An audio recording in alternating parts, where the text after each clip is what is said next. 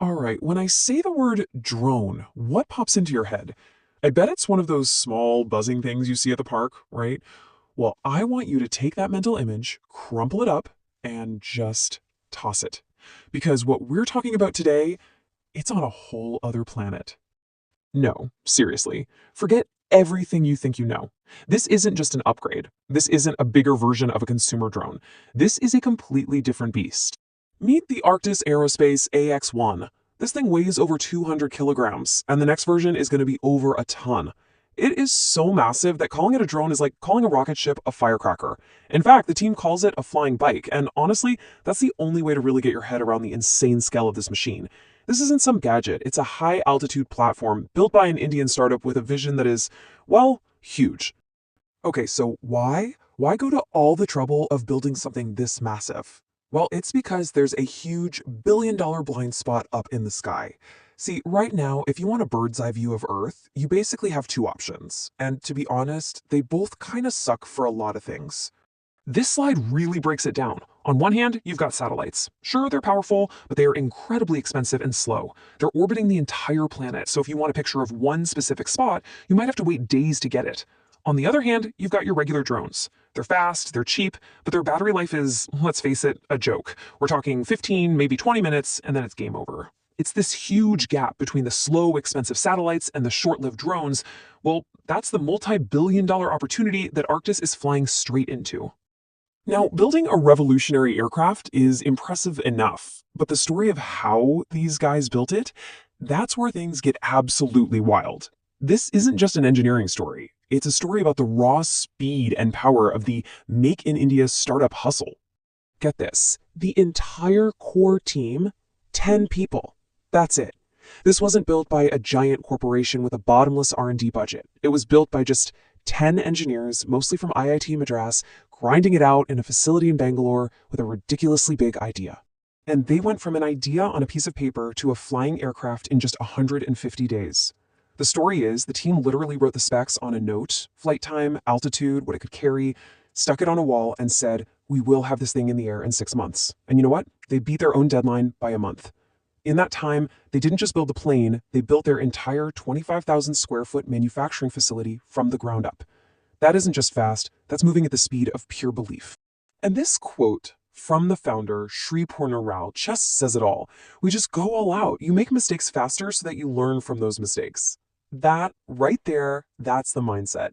That's the kind of urgency that lets a small team in India run circles around massive global companies.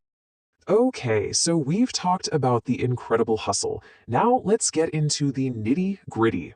What can this flying bike actually do?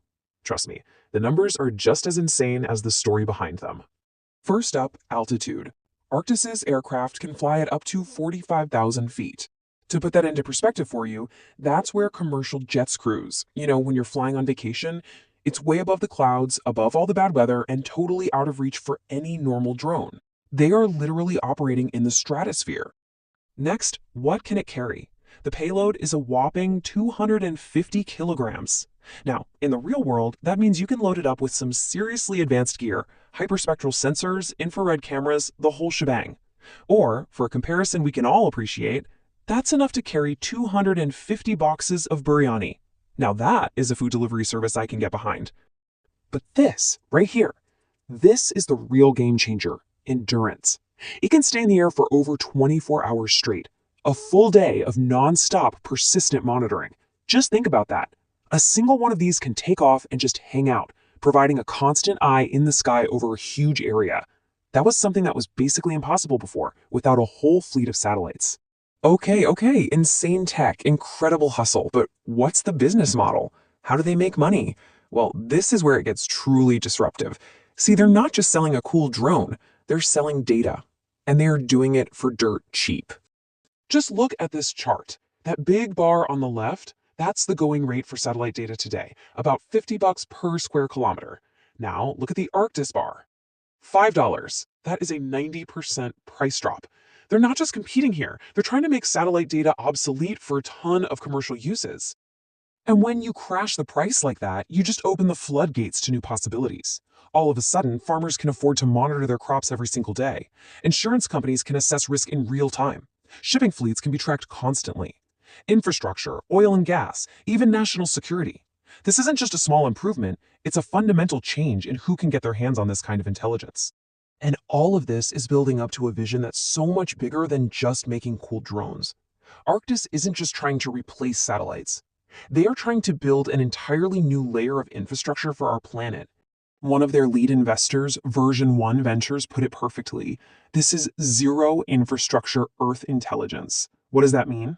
It means you don't need to launch a billion-dollar rocket. You don't need a massive network of ground stations. You just need an airstrip. They're creating this flexible, on-demand observation network that can go anywhere at any time. They are quite literally building the new satellites. Which leaves us with a pretty deep question to think about, doesn't it? We are right on the edge of a world where watching our planet in real time, in high definition, isn't just possible, but it's affordable for almost anyone. What kinds of problems could we solve with that power? And to think, that future is being built right now, not in Silicon Valley, but by 10 engineers in a warehouse in Bangalore. Makes you think.